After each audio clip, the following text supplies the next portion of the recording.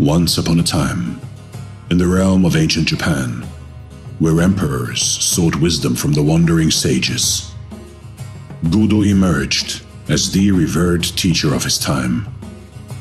But unlike the conventional scholars, he roamed the world as a solitary mendicant, guided not by the luxurious corridors of power, but by the humble paths of enlightenment.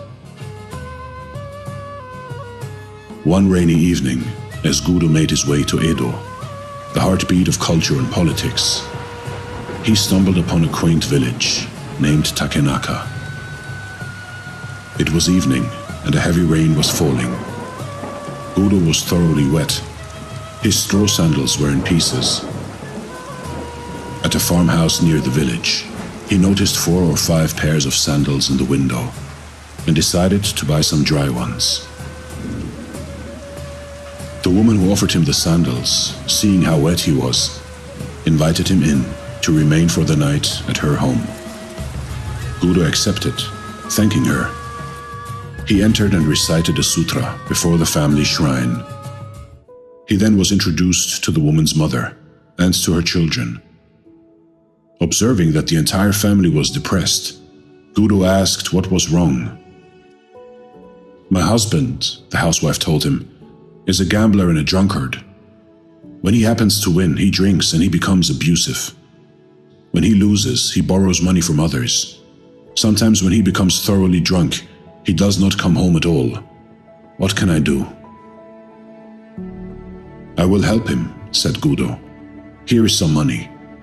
Get me a gallon of fine wine and something good to eat. Then you may retire. I will meditate before the shrine."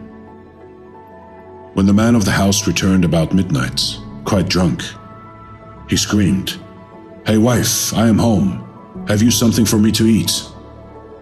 "I have something for you," said Budo. "I happened to get caught in the rain and your wife kindly asked me to remain here for the night. In return, I have bought some wine and fish, so you might as well have them." The man was delighted. He drank the wine at once and laid himself down on the floor. Budo sat in meditation beside him.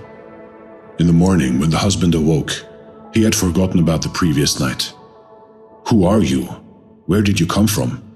he asked Budo, who was still meditating.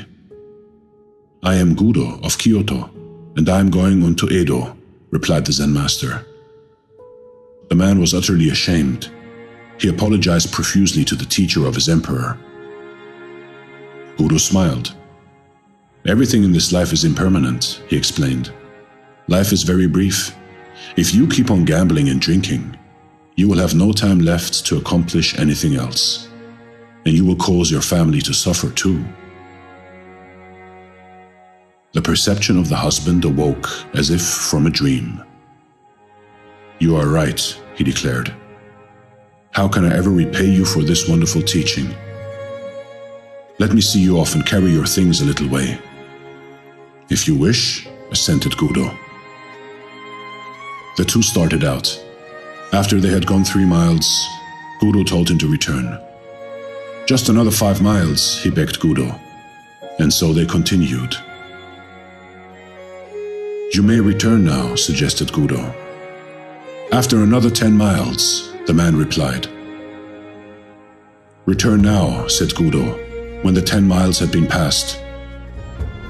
"I'm going to follow you all the rest of my life," declared the man. Modern Zen teachers in Japan spring from the lineage of a famous master who was the successor of Budo.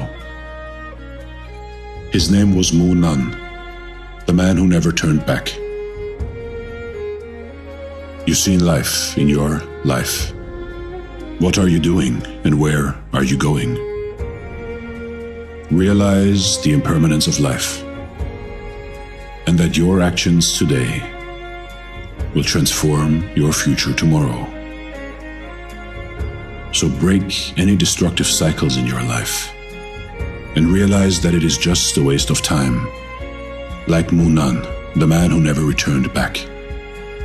Your new life will start now. This is Dare to Do Motivation Stories. Thank you so much for watching, and stay blessed.